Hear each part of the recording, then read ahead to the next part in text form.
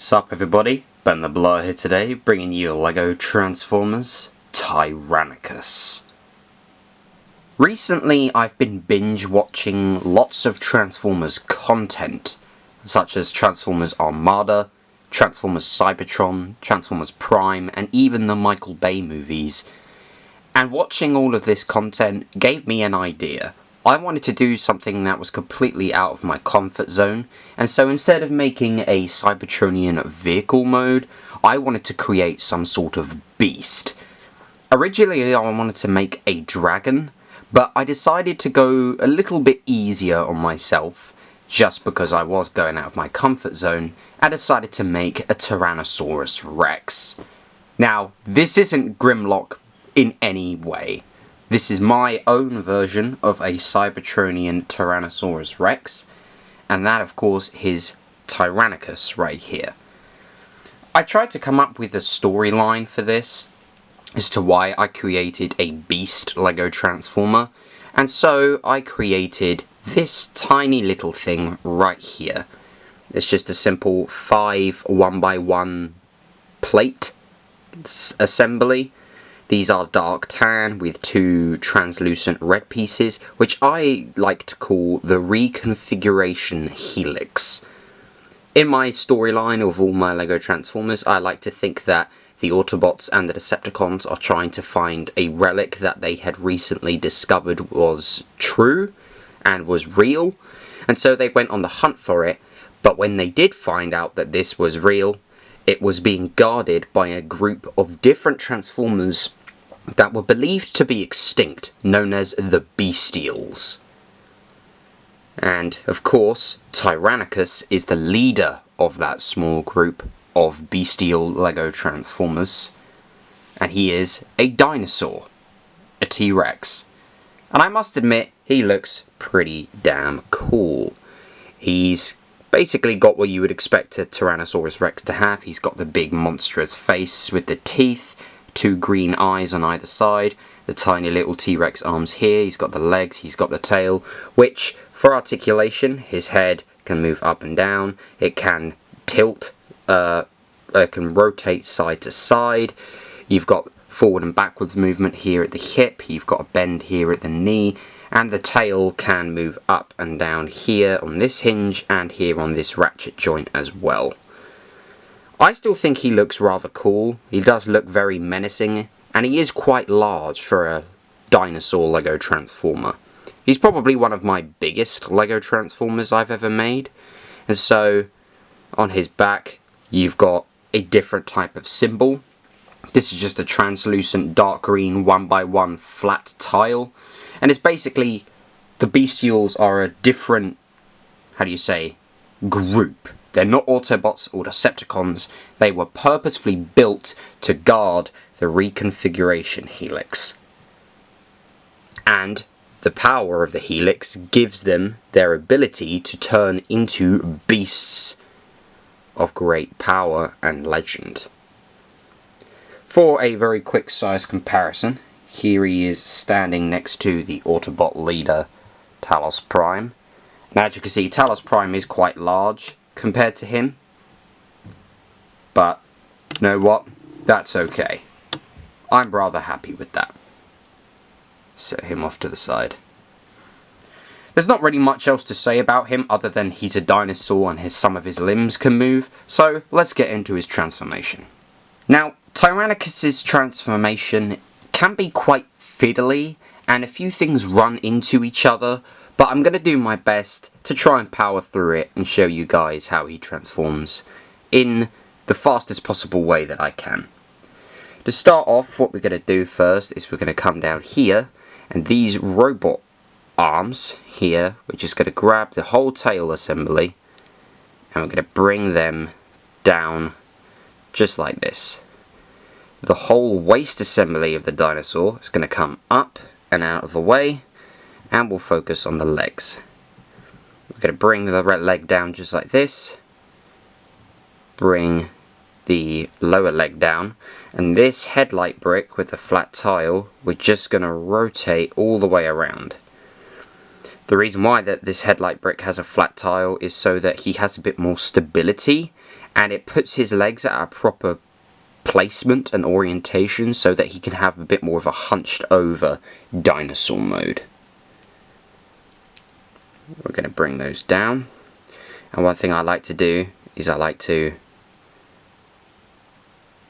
slightly turn them to the side so he's not all flimsy and flopping about too much. Now what we're going to do is we're going to rotate the whole assembly here at the waist so that the back of the dinosaur forms his chest plate, and there we go. Now what we're going to do is we're going to take the tail here, just take that off. I'm going to rotate it, just one click to flatten this out, and you can leave this attached. I just think it's easier just to sit it off to the side. And now we'll work on the rest of the dinosaur. We're going to take this robot claw assembly, just slide it off to the sides for a moment. We're going to bring up the dinosaur head, pull the jaw closed, and then these 1x1 studs with the poles we're going to bring around on both sides, but they are quite stiff, so we're going to make sure we're not going to break anything. And then this whole assembly here we're going to rotate so it's all nice and flush and flat here on both sides. And then this is where the fun things happen, because the dinosaur head and the dinosaur tail both form an arm, but you can pick whichever arm you want to be which, basically. So we're going to take this whole head assembly, we're going to rotate it around just like this, just 90 degrees, and then we're going to take the neck of the dinosaur and rotate this around so that there's enough clearance for you to take this whole assembly and swivel it around on this 2x2 jumper plate tile. Now we're going to fold forward the head, bring this up here at the shoulder, bring this down and bring it forward slightly. If you want, you can have it like this. Personally, I found recently that a cool thing to do is to rotate the neck completely upside down and bring up the dinosaur hands to the shoulder to give him like spiked shoulders. Rotate the dinosaur head, bring it forward slightly, and then the tail arm we're going to take, bring this down, and then we're going to condense this whole assembly here, and we're going to leave him just like this. Place everything how you wish, and here we have Tyrannicus in his robot mode.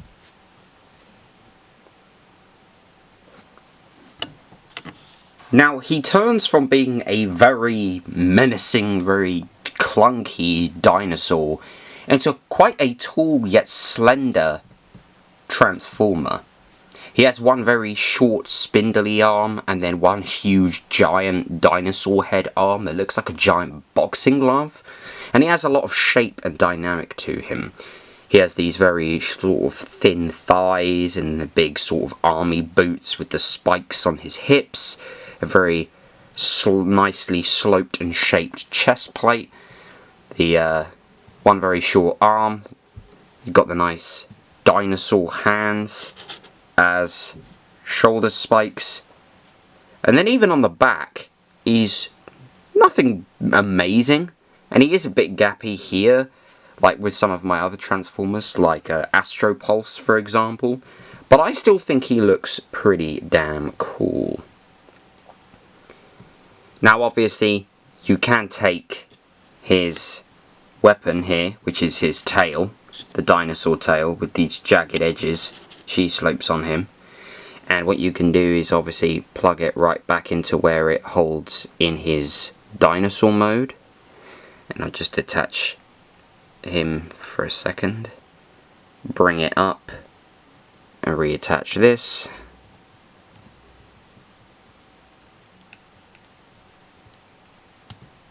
There we go. And he has a giant, like, sword, spiked sword. Reminds me of one of the spiked swords that you see in Pirates of the Caribbean. But, you know what? It's okay. It's pretty cool. I do think I'm going to display him, like, in the future, mainly in his dinosaur mode. Just because I think his dinosaur mode is really unique. His articulation, his head is just studs so they can rotate around, they can go up, it can go up, it can go down. This arm can go forward and backwards, it has an in and out movement on 3 different hinges as well. He's got a bicep swivel, basically an elbow swivel, he's got a wrist swivel. This arm has got the forward and backwards movement and in and out at the shoulder. I guess you could say the mouth of the dinosaur becomes like his thumb, so that can open and close at will. He's got an ab crunch, he's got a waist rotation, his legs can go forward and backwards, swivels at the thighs, hinge and swivels at the knee as well, and that's basically about it. For another quick size comparison, while he is here in robot mode, here he is standing next to Talos Prime, and of course, here he is standing next to the Decepticon leader, Atom Breaker. I like to think that in the story of my LEGO Transformers universe, when these two figure out that the Reconfiguration Helix is an actual weapon and a relic, they both try to recruit Tyrannicus here to their teams, but he likes to stand on the sidelines. They keep on fighting over control of this weapon, and eventually he will have to make a choice of whether to become an Autobot or Decepticon. And I think these three do look really cool together. You have the light, you have the dark, and you have the grey area. Very, very cool. These three leaders I think are very impressive together, and I'm really happy with how he turned out. So, without further ado, I think this is about it. So thank you guys so much for watching, and I shall see you guys next time. Peace out.